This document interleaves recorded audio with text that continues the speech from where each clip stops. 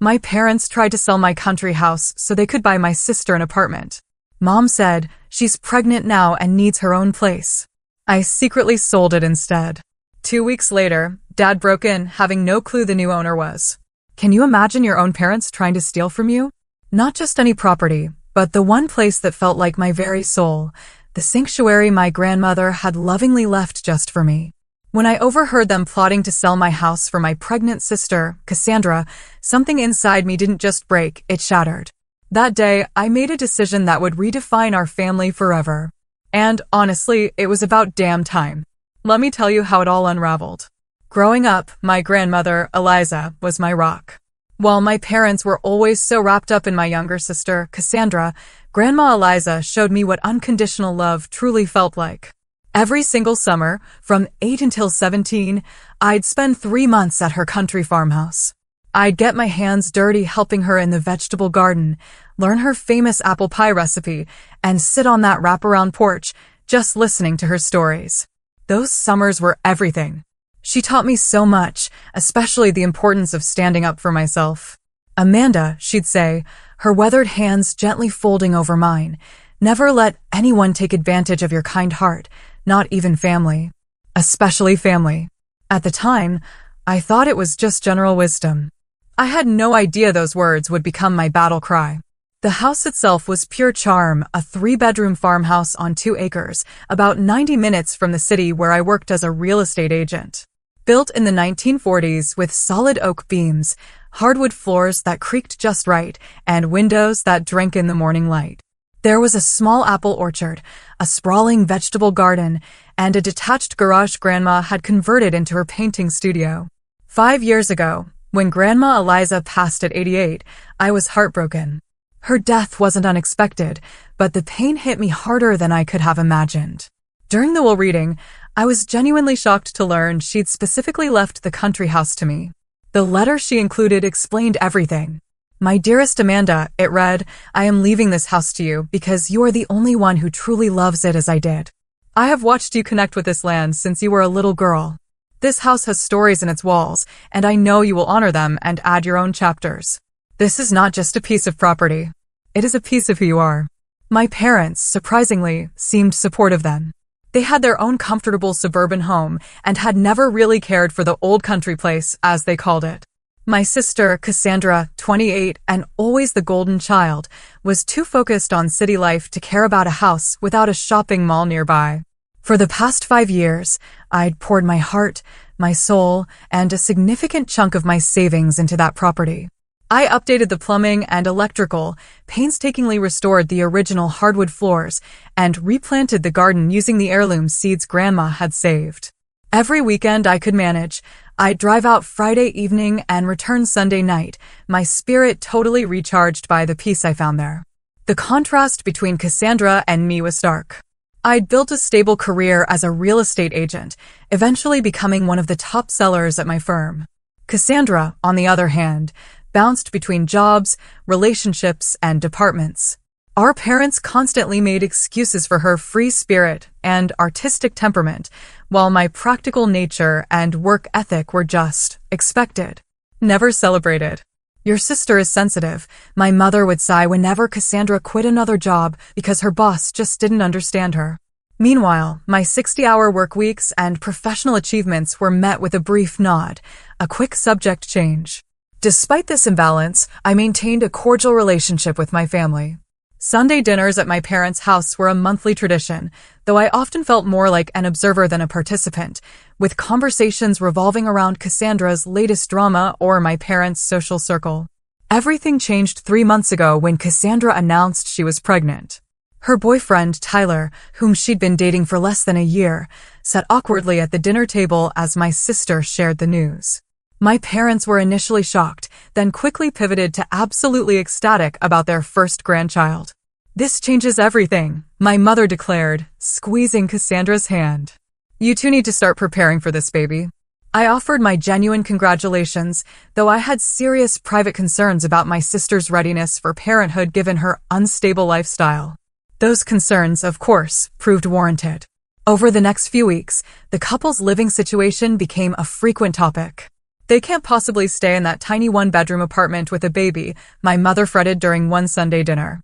Rent is so expensive these days, my father added, looking pointedly in my direction. It's hard for young people starting out. I sensed they were heading toward an ask for financial help, which wouldn't have been the first time. Over the years, I'd loaned Cassandra money for various emergencies, none of which had ever been repaid. Given my stable income, I'd already resigned myself to contributing to my future niece or nephew's needs. What I did not anticipate was just how far my family's expectations would go. It was during one of those Sunday family dinners, about 2 months after Cassandra's announcement, that I accidentally discovered their plan. I had excused myself to use the bathroom and was walking back down the hallway when I heard my father's voice from the kitchen. I think we should list the country property next month. Spring is the best time to sell, and we could get top dollar in this market. I froze. Mid-step. I thought, at first, he must be discussing one of his own investment properties. My father had dabbled in real estate over the years, though he always ignored my professional advice. Do you think Amanda will fight us on it? My mother responded. Her voice hushed, but clear enough for me to hear. The mention of my name sent a chill through me. They couldn't possibly be talking about my house. The house that was legally mine, left to me in my grandmother's will, which I'd been maintaining and improving with my own money for 5 years. She has to understand, my father continued. Cassandra is starting a family. She needs her own place, not some cramped apartment. Besides, Amanda doesn't even live there full-time. It's just sitting empty most of the week. I felt my hands begin to shake as the horrifying reality of their conversation sank in. They were planning to sell my house, my inheritance, my sanctuary, without even discussing it with me, as if it were a communal family asset rather than my personal property. We should bring it up after dessert, my mother suggested. Emphasize how important this is for the baby. Amanda has always been reasonable. By reasonable, I knew she meant compliant. The perfect daughter who never caused trouble, who went along with family decisions without protest. The reliable one who could be counted on to sacrifice for her sister, as I had been doing my entire life. I must have made some sound, because the conversation abruptly stopped. Gathering myself, I walked into the kitchen with what I hoped was a neutral expression. Need any help with dessert, Mom? I asked, my voice surprisingly steady despite the storm brewing inside me. No, dear, just getting the coffee ready. Go sit down. We'll be right there. I returned to the dining room where Cassandra was showing Tyler something on her phone. Both laughing. My sister looked up at me with a smile that now seemed calculating rather than warm. Everything okay, sis? You look weird. Just tired from work, I replied, taking my seat. When my parents returned with coffee and my mother's apple pie, I waited for them to broach the subject. Part of me hoped I had misheard or misunderstood, that they couldn't possibly be planning what I thought they were. My father cleared his throat after serving the pie. Amanda, we wanted to discuss something important with you. It's about your grandmother's house. My house? I corrected quietly. He blinked momentarily, thrown off script. Yes, well, technically, but we've been thinking about Cassandra's situation. My mother jumped in, her voice taking on that syrupy tone she used when trying to persuade someone. Your sister is going to have a baby, Amanda. They need space, a proper home to raise a child, and? I prompted, a coldness settling in my chest. And we think the most sensible solution would be to sell the country house, my father stated plainly. It would provide enough money for a down payment on a nice apartment for Cassandra and Tyler. Something with 2 bedrooms, in a good school district. I stared at them, waiting for some acknowledgement of the sheer audacity of what they were proposing. None came. That house belongs to me, I said slowly. Grandma left it to me in her will. I've been paying the taxes, the insurance, the maintenance. I've put thousands of dollars of my own money into renovations. And no one is saying you haven't done a lovely job with it, my mother rushed to add. But be practical, Amanda. You only go there on weekends. Your sister needs a home every day. So, buy her one, I replied, my voice hardening. Why does it have to be my house that gets sold? Because we don't have that kind of money just sitting around. My father snapped, his reasonable facade cracking slightly. This is about family, helping family. Your sister is pregnant, my mother added, as if I could have forgotten this fact. Don't you care about your niece or nephew growing up in a good environment? I turned to look at Cassandra, who had been uncharacteristically quiet. She met my gaze with a mix of entitlement and challenge. I already started thinking about how I'd set up the nursery, she said. The second bedroom gets such good morning light. It would be perfect. The casual way she spoke about my space, the room where I kept my grandmother's quilts and my own painting supplies, ignited something fierce within me. They had already been planning this, discussing it, making decisions, all without a single word to me until now. Let me get this straight, I said, setting down my coffee cup carefully to hide the trembling of my hands. You want me to give up the house my grandmother specifically left to me, that I have lovingly maintained for 5 years, so you can sell it and give the money to Cassandra for an apartment? Not give up, my father corrected. You would get a portion of the proceeds too, of course. How generous, I replied, unable to keep the bitterness from my voice. And did anyone consider asking me before making these plans? Or did you just assume I'd go along with it as always? Amanda, my mother sighed. Don't be difficult. This is what families do. They support each other. Support goes both ways, Mom, I shot back. When is anyone in this family supported? What I want, what I need. A tense silence fell over the table. This was not how our family operated. Open conflict was avoided, particularly when it came to Cassandra getting her way. Tyler, looking deeply uncomfortable, finally spoke up. Maybe we should discuss this another time, when everyone's calmer. There's nothing to discuss, I said, standing up. The house is mine. I will not be selling it. Not now. Not ever. Amanda, my mother gasped. Sit down. We're not finished. I replied, grabbing my purse. Thank you for dinner. As I headed for the door, my father called after me. Think about it. Family has to come first. I paused with my hand on the doorknob. That is exactly what I'm doing. I left without another word. The slam of the door behind me punctuated my exit in a way that was deeply out of character for the accommodating daughter I had always been. As I sat in my car, hands gripping the steering wheel, I realized they had fully expected me to eventually agree. After all, I always had before. Not this time. The next weekend, I drove to the country house with a heaviness in my heart I had never associated with this place before. For 5 years, crossing the threshold of the old farmhouse had always brought an immediate sense of peace. Now, as I unlocked the door and stepped inside, I felt the weight of my family's betrayal accompanying me. I walked through each room, slowly taking in details I had come to love. The kitchen with its vintage 1952 mint green refrigerator that I had specially restored. The living room with the stone fireplace where my grandmother and I had spent countless evenings playing cards and talking about life. The master bedroom where I had carefully preserved the hand-carved bed frame my grandfather had made as a wedding gift for my grandmother. Out on the wraparound porch, I sat in my grandmother's rocking chair and tried to imagine this place belonging to strangers. The thought brought physical pain. This house wasn't just wood and nails and property value. It was memories and connection, and the only place where I truly felt my grandmother's presence. My phone had been buzzing consistently since I left my parents' house the previous Sunday. I had responded minimally, sending only brief texts, assuring them I was fine but needed space. Now, as I sat on the porch watching the sunset paint the sky in shades of orange and pink, my mother called again. Amanda, she began without preamble when I answered, I wish you would stop this sulking. We're trying to have a serious family discussion. There is nothing to discuss, I replied, keeping my voice even. This is my house. I am not selling it. Your sister is in tears, she countered, wielding the weapon that had always worked before. Cassandra's tears had been the trump card in our family dynamic since childhood. I'm sorry to hear that, I said, surprising myself with my lack of usual guilt, but that does not change my decision. Your father has already spoken to a realtor friend of his. He says we could list next week. The casual way she mentioned this sent a fresh wave of shock through me. Without my permission? I'm the legal owner.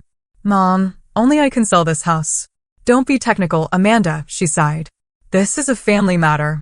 No, it is a legal matter, and I am telling you clearly, I will not be selling my house.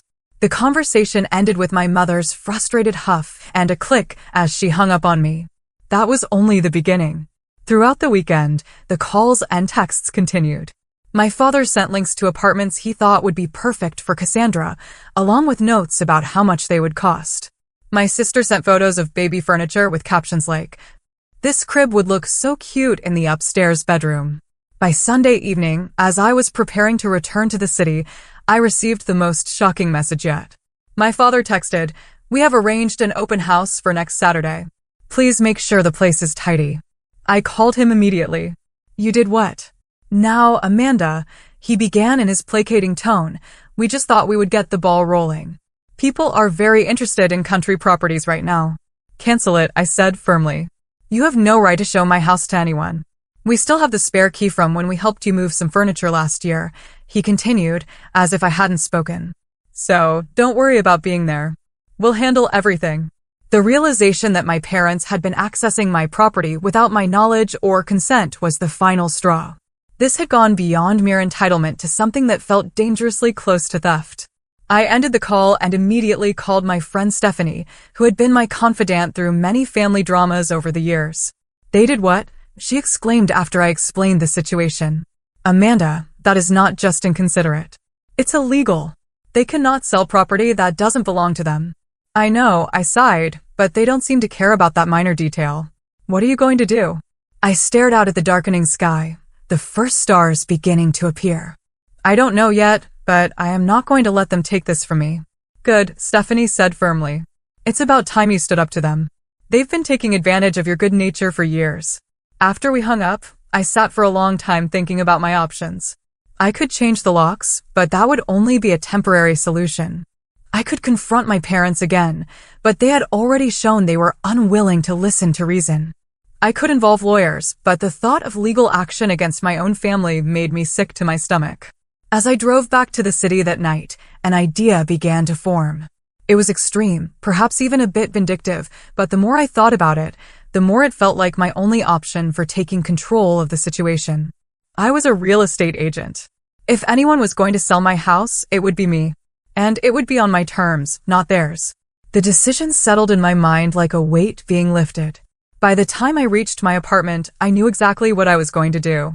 My parents wanted to sell my house for Cassandra? Fine. But they were about to learn a harsh lesson about making assumptions about my compliance. Monday morning, I went straight to my broker's office. "Darren," I said as I sat down across from him, "I want to list my own property, and I need it to happen fast." The next 2 weeks were a blur of activity. As one of the top agents at my firm, I knew exactly how to position the property for a quick sale. I called in favors from photographers, stagers, and listing specialists. By Wednesday, professional photos showcasing the charming character of the farmhouse and the beauty of the surrounding land were ready. I carefully crafted the listing description myself: historic farmhouse with modern amenities, set on 2 acres of landscaped grounds, including established apple orchard, original hardwood floors, stone fireplace, and handcrafted details throughout. Updated kitchen and bathrooms, new roof, and completely rewired. 90 minutes from downtown. Perfect weekend retreat or year-round residence for those seeking peace without sacrificing comfort. I deliberately priced it slightly below market value, knowing this would generate immediate interest. While I wanted a quick sale, I wasn't desperate enough to give the property away. The current market for country homes was strong, with city dwellers increasingly looking for escape properties within commuting distance. My broker Darren raised an eyebrow at my urgency, but asked few questions. We had worked together long enough for him to trust my judgment, even if he sensed there was more to the story than I was sharing. "Any special requests for showing protocols?" he asked as we finalized the listing agreement. "Yes," I replied. "No public open houses. Qualified buyers only, with proof of funds or pre-approval. And I want to personally approve every showing. This would allow me to control who saw the property and when, reducing the chances of my parents or sister finding out prematurely." I had been deliberately vague in my communications with them over the past few days. Not outright lying, but certainly not volunteering information about my plans. When my father texted asking if I had come to my senses yet, I simply replied that I was thinking things through. When my mother called to say the realtor friend wanted to come by on Thursday to take measurements, I told her I had a client at the house that day and it wouldn't be possible. Not untrue, as I would indeed be there with a photographer. The listing went live on Friday morning, marked as private, so it would be visible only to agents and their clients, not on public websites where my family might stumble across it. By noon, we had 6 showing requests. I carefully scheduled these for Saturday, knowing my parents would be at a charity golf event they had mentioned at dinner. I took the day off and drove out early to prepare the house, making sure every detail was perfect. The first two couples were pleasant, but not seriously interested. The third, a pair of artists looking for a studio space, loved the property, but were clearly stretching their budget. The fourth and fifth were investors looking for vacation rentals, which made my heart sink at the thought of my grandmother's beloved home being turned into an Airbnb. The final appointment of the day was with Gabriel Jackson, a successful businessman in his mid-40s, who was looking for a private retreat away from his high-pressure job in the city. From the moment he walked through the door, I could see his genuine appreciation for the character of the house. "This craftsmanship," he said, running his hand along the oak banister of the staircase. "You don't see work like this anymore." As I showed him around, Gabriel asked thoughtful questions, not just about the practical aspects of the property, but about its history and character. When we reached the studio in the converted garage, he spent a long time looking at the space. "My late wife was a painter," he explained quietly. "She always wanted a studio with north light like this." There was something in his manner, a respect for the property and its significance, that reminded me of my own attachment to the place. When he asked if we could sit on the porch for a few minutes before he left, I agreed. "This is a special property, Amanda," he said as we sat in the rocking chairs overlooking the orchard. "I can tell it means a great deal to you." I hesitated, then found myself explaining the situation. Not the full family drama, but enough for him to understand that selling was a difficult decision for me. "My grandmother left it to me," I said. "I always thought I would keep it forever, but circumstances have changed." Gabriel nodded thoughtfully. "If I were to make an offer, would it give you some peace to know that I would care for this place as you have? I wouldn't tear it down or subdivide the land. I just want somewhere quiet to read books and watch the seasons change." By the time he left, I had a feeling he would be making an offer. Sure enough, his agent called mine within 2 hours. The offer was clean, for the full asking price, with a request for a quick closing but flexible occupancy to give me time to say goodbye to the house properly. I accepted immediately. The next 2 weeks were a whirlwind of paperwork, inspections, and surreptitious packing. I told my family I was busy with a big listing at work, which wasn't entirely untrue. I avoided Sunday dinner, claiming client obligations. When my mother pressed about when they could reschedule their planned open house, I deflected with vague comments about still figuring things out. In truth, I was carefully removing personal items from the country house, focusing on things with sentimental rather than monetary value: my grandmother's handwritten recipe cards, the quilt she had made for my high school graduation, family photographs that couldn't be replaced. I worked with my attorney to ensure all the paperwork was impeccable, leaving no possible legal challenges. The property was unquestionably mine to sell. My name alone was on the deed since my grandmother's estate had been settled 5 years earlier. My parents had absolutely no legal claim to it whatsoever, despite their apparent belief that family assets were communal regardless of legal ownership. The closing was scheduled for a Thursday morning. Gabriel and I met at the title company's office, both of us choosing to handle this in person rather than through representatives. As we signed the many documents, I felt a complex mix of emotions. Grief at letting go of this beloved place mingled with satisfaction at taking control of the situation. "I have something for you," Gabriel said, after the final papers were signed and the keys officially handed over. He reached into his briefcase and pulled out a business card. "This is my personal contact information. If you ever want to visit the property, just call. You will always be welcome." The gesture brought unexpected tears to my eyes. "Thank you. That means more than you know." As I walked to my car, cashier's check in hand for a sum that exceeded even the most optimistic estimates my parents could have had, I felt a strange sense of both loss and liberation. I had transferred the funds to a new account at a different bank from my usual one, ensuring my parents would have no way to access or even know about the money. Now came the hard part, waiting for my family to discover what I had done. For 2 weeks after the closing, I managed to maintain the charade. I begged off Sunday dinners with claims of work emergencies. I responded to texts with just enough information to prevent suspicion, but not enough to reveal my actions. I knew this delicate balancing act couldn't last forever, but I needed time to prepare myself emotionally for the inevitable confrontation. What I had not anticipated was how quickly and dramatically that confrontation would unfold. It happened on a Saturday morning. I was at my city apartment, enjoying a rare leisurely breakfast and catching up on work emails when my phone rang. It was my father, his tone uncharacteristically frantic. Amanda, thank God you answered. There's someone in your house. My heart skipped a beat as the moment of truth arrived sooner than I expected. What do you mean? I asked, playing for time. We drove out to the country house with Cassandra to take some measurements for the nursery furniture. He explained hurriedly. I used my key to get in, and there was a man inside who claimed we were trespassing. He said he was calling the police. The reality of what had happened hit me all at once. My parents had taken Cassandra to my former house, let themselves in without permission using a key they should have returned long ago, and encountered Gabriel, the rightful owner, who naturally assumed they were intruders. Stay there, I said, my voice remarkably calm given the circumstances. I'll be right out. Hurry. This man is threatening to have us arrested. I drove faster than I should have, reaching the country house in just over an hour. As I pulled up the gravel driveway, I saw a surreal tableau. A police car parked behind my parents' SUV, my mother sitting on the porch steps looking shell-shocked, my father gesticulating wildly to a patient-looking officer, Cassandra crying in the front seat of their vehicle, and Gabriel standing calmly near the police car. As I got out of my car, all eyes turned to me. Amanda, my father called out, relief evident in his voice. Tell this officer, this is your house, and we have permission to be here. I walked slowly toward the group, the weight of the moment pressing down on me. This was it. The point of no return. Actually, I said clearly, this is not my house anymore. I sold it 2 weeks ago to Mr. Jackson. He is the legal owner now. The silence that followed was absolute. Even Cassandra's sobs from the car momentarily ceased. My father's face went from relief to confusion to dawning horror in the span of seconds. What are you talking about? My mother finally managed, rising from the porch steps. You cannot have sold the house. We were going to sell it for Cassandra's apartment. The officer looked between us with growing understanding.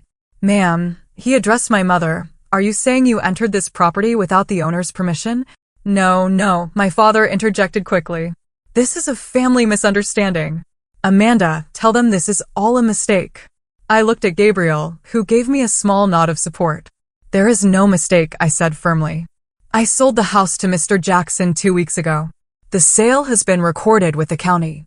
My parents and sister no longer have any right to access this property. That is impossible, my mother exclaimed. You cannot have sold it without telling us. We had plans. Your plans, I corrected, not mine.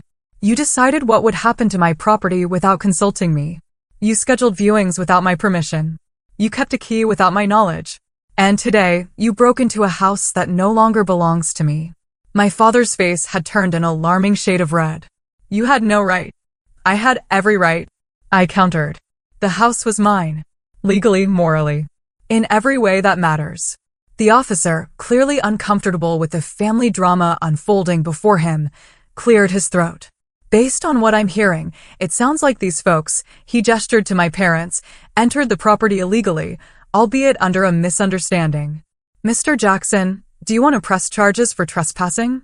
Gabriel shook his head. No, that won't be necessary. As long as they leave now and understand they cannot return without an invitation. My father looked like he might argue further, but my mother tugged at his arm. Let's go, Robert. Not here. Not like this. As they turned toward their car, Cassandra finally emerged, her face streaked with tears and twisted with fury. How could you do this to me? She screamed, storming toward me. To my baby. You knew we needed this house. You needed a place to live, I replied, keeping my voice level. Not specifically this house. Not my house. You're so selfish. You've always been jealous of me. And now you're taking it out on my innocent child. My father had to physically guide her back to the car as she continued to shout accusations. Through the open window, I could hear her sobbing that I had ruined everything and never cared about family. As they drove away, the officer tipped his hat. I'll file a report about the incident, but since there's no desire to press charges, this should be the end of it. I would recommend changing the locks if you haven't already, sir. Already done, Gabriel assured him. Thank you for your help. When the police car had gone, Gabriel and I stood awkwardly in the driveway. I'm sorry about that, I said finally. I should have warned you something like this might happen. He shook his head. Family complications are rarely neat or predictable. Would you like to come in for a cup of coffee? It's still your porch, too, as far as I'm concerned. I looked at the house, the familiar lines of it now belonging to someone else. Thank you, but I should probably deal with the fallout from this. Rain check. Anytime, he said kindly. As I drove back to the city, my phone began buzzing incessantly with texts and calls from my parents and sister. I turned it off, needing space to process what had just happened. The confrontation had been every bit as awful as I had feared. Yet, underneath the stress and guilt, was a surprising sense of relief. The truth was out. For better or worse, I had stood my ground. The weeks following what my mother dramatically termed the betrayal were some of the most difficult of my adult life. My family alternated between icy silence and explosive outbursts, with no middle ground for actual conversation. My father sent a formal-looking letter demanding I turn over the proceeds from the sale, claiming they were rightfully family funds intended for Cassandra's apartment. My mother left tearful voicemails about how I had broken her heart and destroyed the family. My sister blocked me on all social media and told mutual friends I had abandoned her in her time of need. Extended family members soon got involved, having heard wildly varying versions of the story. My Aunt Carol called to ask if it was true I had sold the family homestead out from under everyone. My cousin Patrick texted to say he thought I had done the right thing standing up for myself, but he was in the minority. The narrative being spread was that I, the selfish career woman, had callously disregarded the needs of my pregnant sister out of spite and greed. Few seemed interested in hearing my side, that the house had been legally mine alone, that I had maintained it for years with no help from anyone, that my family had attempted to appropriate it without my consent. There were moments I questioned my decision, wondering if I should have found some compromise. Perhaps I could have loaned Cassandra money for a down payment while keeping the house. Maybe I could have sold it and split the proceeds more equitably. The guilt would creep in during quiet moments, making me wonder if I had overreacted. Then I would remember the entitlement in their voices as they discussed selling my property as if I had no say in the matter. I would recall my sister's casual assumption that the bedroom where I kept my most precious possessions would become her baby's nursery. I would think of my grandmother's letter, trusting the house to me, specifically because she knew I would honor its history and significance. About a month after the confrontation, I received an unexpected message from Tyler, Cassandra's boyfriend and the father of her baby. Can we meet for coffee? Just you and me. There are some things you should know. Curious and a bit wary, I agreed to meet him at a cafe halfway between my office and his workplace. When he arrived, he looked tired and stressed, the impending responsibility of fatherhood clearly weighing on him. Thanks for coming, he said as he slid into the booth across from me. Cassandra would kill me if she knew I was talking to you. I appreciate you reaching out, I replied. How is she doing? And the baby? They're both fine, health-wise, but... He hesitated, stirring his coffee absently. There are things about our situation that your family hasn't been honest about. Over the next hour, Tyler shared revelations that shifted my understanding of the entire scenario. Contrary to the impression my parents had given, he and Cassandra were not in dire financial straits. Tyler had a stable job in IT with good benefits. They could afford their apartment comfortably, and while it was small, it was in a good neighborhood with excellent schools nearby. I never wanted your house, he admitted. I was shocked when Cassandra told me that was the plan. I kept saying we could save for our own place, but she insisted her parents had promised they would take care of everything. Moreover, Tyler revealed that he had been deeply uncomfortable with how I was being treated throughout the situation. The way they talked about you when you weren't around, like you owed them this massive favor and were being difficult for not immediately agreeing. It didn't sit right with me. Most surprisingly, Tyler confessed that he had been saving for a down payment on a modest condo for over a year. I wanted it to be a surprise for when the baby came, but now I don't know if that's what Cassandra even wants. She keeps talking about the house she lost as if it was already hers. This conversation prompted me to do some investigating of my own. Using my connections in real estate, I discovered my parents had refinanced their own home 6 months earlier, taking out considerable equity. They certainly had the means to help Cassandra with housing if they chose to, without involving my property at all. The pieces were falling into place. This had never been about Cassandra desperately needing housing. It had been about my parents wanting to appear generous and supportive without spending their own money. They had seen my inheritance as an easy solution, a family resource to be redistributed as they saw fit, rather than my personal property. When I brought this information to my friend Stephanie, she was unsurprised. They've always treated you like the responsible one who should sacrifice for everyone else, she pointed out. They probably never imagined you would stand up to them like this. The rift in my family deepened as weeks turned into months. Sunday dinners were a thing of the past. Holiday plans remained uncertain. My mother had begun telling family friends that I was going through something and they should pray for me to come back to my senses. My father took a more direct approach, sending increasingly stern emails about my obligations and duty to family. When I didn't respond as he wished, he attempted to involve mutual acquaintances as mediators, most of whom were wise enough to stay out of the conflict. Cassandra, now showing visibly in her pregnancy, weaponized her condition at every opportunity. Through mutual friends, I heard she was telling anyone who would listen that I was so jealous of her having a baby that I had sabotaged her chance at a proper family home. The most painful aspect was how little interest any of them showed in understanding my perspective. Not once did my parents acknowledge that perhaps they should have consulted me before making plans for my property. Not once did my sister express appreciation for the years I had spent maintaining the house they had all suddenly decided should be hers. It was as if my feelings, my autonomy, and my legal rights were simply inconvenient obstacles to their plans, rather than valid considerations deserving of respect. Yet, as difficult as this period was, it was also strangely clarifying. For the first time, I was seeing my family dynamic with absolute clarity, unfiltered by the desire to keep peace at any cost. I was learning to set boundaries, even when they brought conflict. I was discovering that I could withstand disapproval without crumbling. In quiet moments, I sometimes thought of my grandmother and wondered what she would make of all this. The more I reflected, the more I became convinced that her decision to leave the house specifically to me, rather than to the family generally, had been deliberate. Perhaps she had recognized tendencies in my parents that I had been too close to see clearly.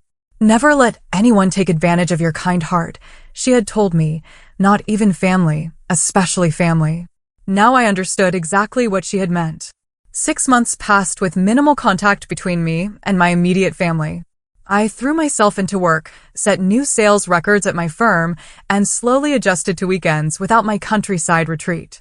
I maintained occasional text communication with Tyler, who provided brief updates about Cassandra's pregnancy and their preparations for the baby. During this time, I used a portion of the money from the house sale to make some sound investments, working with a financial advisor to create a diverse portfolio.